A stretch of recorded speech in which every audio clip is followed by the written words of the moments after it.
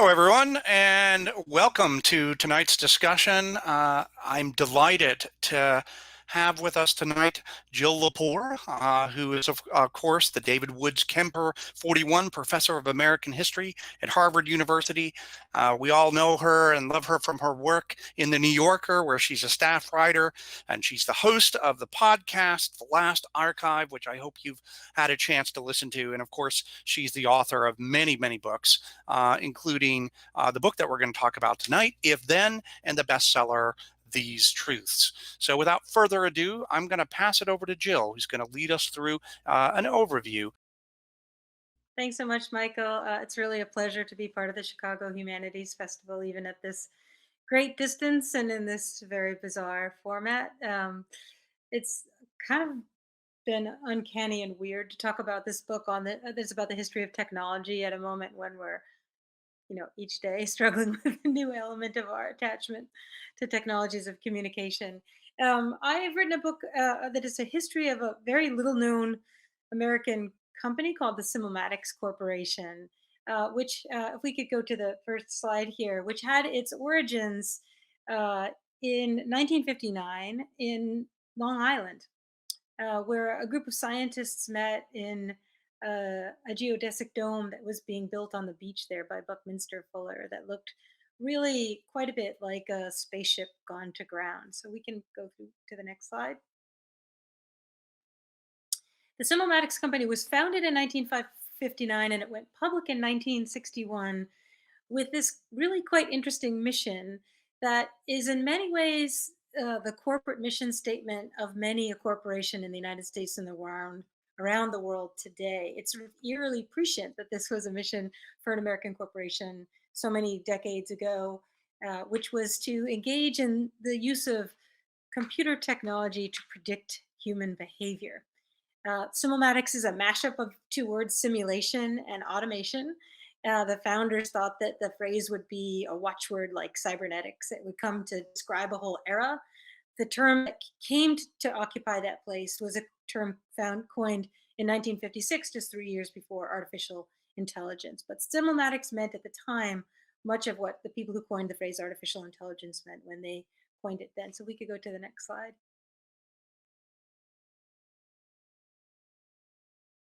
The vision that the founders of Simulmatics had really was a vision of the future.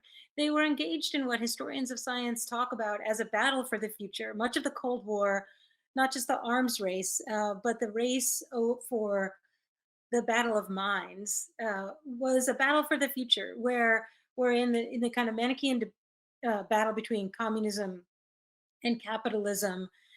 Social scientists were urged to turn all of their work into predictive work, where they could determine what would happen next in almost any realm of human behavior. Even fields that had never previously engaged in predictive work were turned to the task of prediction as part of a project of national security. To the next slide.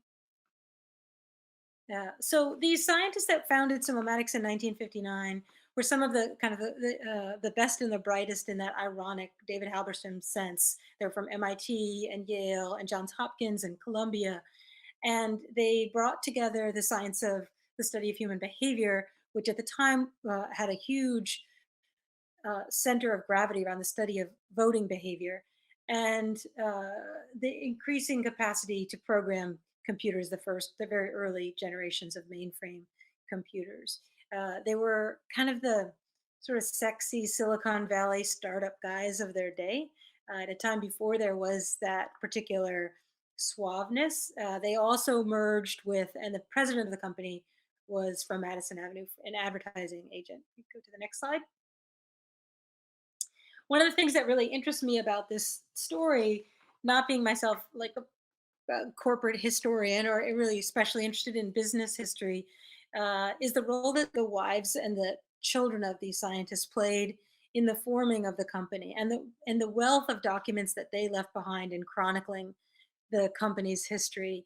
That dome that I showed you on Long Island was owned by Ed Greenfield's family and his wife Patty. And every summer, all the scientists and their wives and children would spend the summer at Wading River, Long Island, working on projects for the Simulmatics Corporation, while the wives and children frolicked at the beach and the things you do on the beach. But so there's this kind of whole back channeling story of American domesticity and what it is about human behavior that these social scientists are trying to turn into a set of predictions. While, from my vantage as a historian reading the family documents, while these same men did not understand their wives and their children really at all. Next slide. There's also just an incredible charm to the to the family story. Michael and I can talk about. My favorite part is this black poodle that's always on the beach. Whose name is Sputnik. Like it's 1961. Of course, the dog is named Sputnik. Next slide. So what they invented was something that they came to call, really as a matter of PR, the people machine. It was a computer program that was designed initially to simulate the U.S. Electorate and predict how the electorate would respond to different campaign strategies by different candidates. Next page. But it could be used to predict anything. So it emerged out of the crisis of the Democratic Party in the 1950s over the repeated failures of Adlai Stevenson, governor of Illinois, to win the White House against Dwight Eisenhower. He was expected to run again in 1960. One of the reasons the Democrats had failed to prevail in presidential elections was the Democrats' failure to take a strong position on civil rights. And in many ways, the scientists who built the people machine in 1959 were liberals who were very strong advocates of civil rights and were trying to find a way to convince the Democratic Party, and particularly Stevenson, whom they expected to become the nominee, to take a stronger position on civil rights. Pollsters at the time did not poll African Americans for all kinds of reasons we can get to in the Q&A. But the Simulmatics scientists, their first report was a study of the black vote. They kind of had this claim that black votes matter, and that if the Democratic Party could attend to the black voter, the Democratic Party could win the White House back. Next slide. So the people involved, I just want to give you some pictures of, because Michael and I might talk about them. Ed Greenfield here with his wife, Patty, and their son, Michael. He's the president of the corporation. He's the ad man. They tried to recruit this guy. We can go to the next one. Eugene Burdick, who was a University of California political philosopher, also a spokesperson for Ballantine Ale, quite an incredible character. He becomes the chief critic of Simulmatics. Next slide. Ithiel de Poole was the chairman of the research board, an incredibly brilliant social scientist from MIT, who goes on to have a very distinguished career after the failure of Simulmatics. Next slide. Bernstein, who was written about in the New Yorker in 1957 when he worked at IBM when he became the first person to program a computer to play chess. He was a real coup of a hire to be the computer man over at Simulmatics. Next slide, please. Bill McAfee, sometimes called Wild Bill McAfee, really original thinker at Columbia, mathematical sociologist who really wrote the code and designed the voting prediction machine, later left the company. Next slide, please. I'm particularly interested in McAfee's wife, Minnow McAfee, who was a preschool teacher, quite a fascinating woman, really an expert in human behavior that all preschool teachers are, whose knowledge was considered completely irrelevant by these scientists to their study of human behavior. And I'm fascinated by the sexual politics of that, which I think is very much with us still. A very cynical view of Silicon Valley. It is a bunch of white liberal men trying to build machines to control the behavior of women and people of color. Cynical, but has some basis in reality, that sort of puzzlement at how the world works by a certain sort of guy who would rather have a machine explain it to him. I don't mean to be snide, but you see that a lot in this kind of Cold War sexual politics. And I think we see the residue of it today in some very creepy ways. Next slide. I can't see what's there. Oh, sorry. My picture, what I see in front of me of these slides is microscopic. So when Ed Greenfield pulled together this kind of like Ocean's 11 team of men to work on building this machine, he then reached out to Adlai Stevenson's closest aides, including Newton Minnow, who's a law partner of Stevenson's, and sent his proposal for this voting behavior machine that could be used to give advice to the candidate through simulating the electorate. And Newton Minnow wrote to the Harvard historian Arthur Schlesinger. He was really concerned about this proposal. He thought it should be illegal. He was sure it was immoral. And he also really doubted that it could work. It's a fascinating exchange. Schlesinger, who was quite enthralled by power, presidential historian who was much derided within the profession as a little bit too close to the corridors of power. even though he was celebrated in the public as a public intellectual, writes back to Minnow and says, "I share all of your reservations. On the other hand, who would want to stand in the way of science? And also, it might work." So it's kind of interesting. But this is a moment where people pause and say, like, "Wow, if you could do what Cambridge Analytica or Facebook does, or really any political campaign now hires consultants to do, you shouldn't do it because it would be wrong." And then nothing really happened with that objection. Next slide. So Simulmatics is hired by the DNC in 1959, and then when Kennedy, rather than Stevenson, becomes the candidate, is hired by the Kennedy campaign, prepares a series of reports for the Kennedy campaign, making specific recommendations about what Kennedy should do to win. Kennedy does those things, and Kennedy wins, and then Simulmatics takes credit for his victory. It's totally unclear whether he would have done those things anyway. They all seem fairly commonsensical to me. um, but the Kennedy campaign denies that it had used Simulmatics because it would be really bad. They know that people would say that's contemptible. You don't, automate out the work of thinking through what is the right and principled decision for a candidate. You don't continuously simulate various possibilities. You do what is the right thing. Uh, so that it's a kind of a little bit of a headache, maybe more than a headache for the incoming administration late in 1960 and early in 1961. Next slide.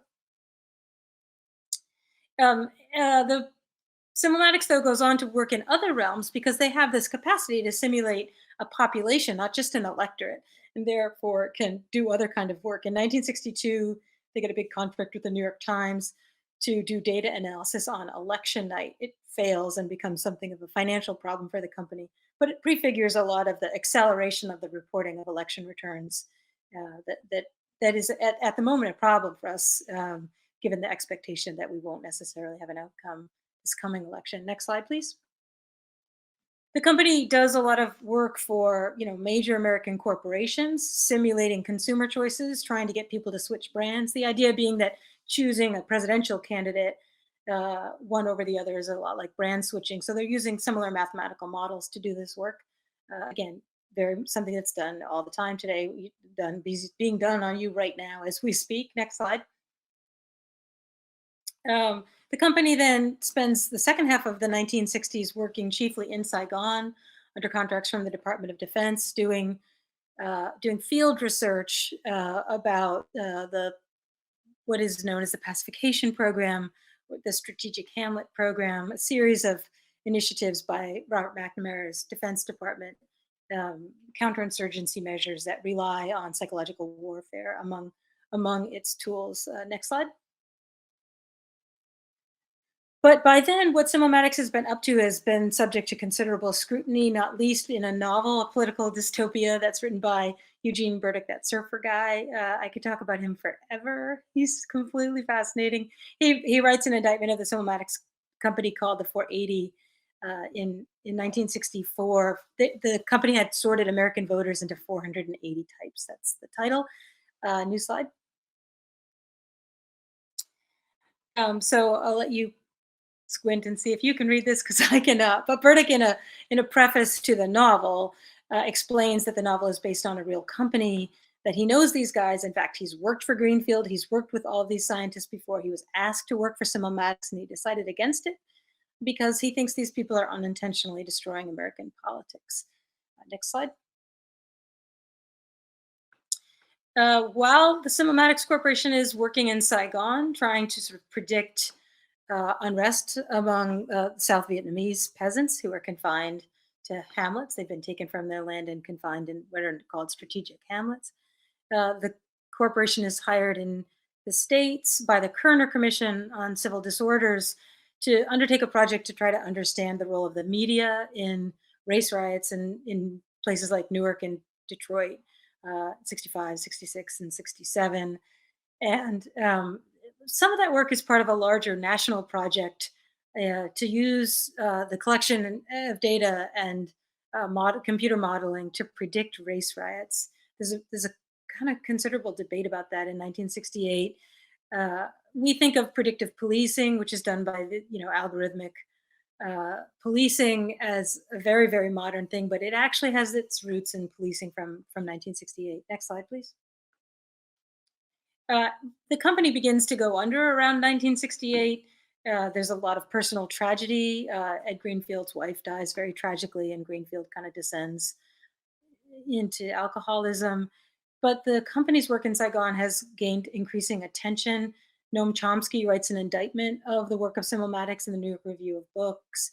Student protesters at MIT began really persecuting Athil de Solapool, the chairman of Simulmatics Research Board, eventually holding a mock trial of Poole for war crimes. And by 1970, the company has filed for bankruptcy. Next slide, please. But what they did do, I mean, the reason the story interests me so much is what the company did do was purport to design a machine that could theoretically predict all human behavior with enough data and enough computing skills, enough computing speed. They could really predict pretty much anything. They have this soaring ambition. It's just too soon. They don't have enough data to do most of the work that they want to do. And they don't have the computing, they don't even own computers. They're renting computer time, as anyone would do at the time. And, you know, they're bidding with huge prices for work that they were going to do. It's not successful as a business model in 1961. It seems very promising, but in a way, it's, you know, it's like a landmine. Like this thing is buried in 1970, and then it later gets stepped on, and, you know, we're the ones who got blown up by it. So there's something, I'm saying that laughing, but that's out of my desperation in the moment. There's something really important, I think, of going and digging around that landmine and seeing, like, who put that there? What is it? Why was it put there? Like doing the archaeology of uncovering the history of stuff that we experience every day and don't even notice anymore, but entirely confines our way of thinking about the world, even at this point. Kind of the epistemological crisis that we find ourselves in the midst of, I think, is very much an unintended consequence of this turn to prediction as the only kind of knowledge that counts, and the sort of weird quieting of objections to the idea that we should all agree to just be reduced to bits of data that can be bought and sold. So I'm going to close there. Anyway, it's been nice seeing you all this evening. I'm looking forward to the next time I get to come out to Chicago.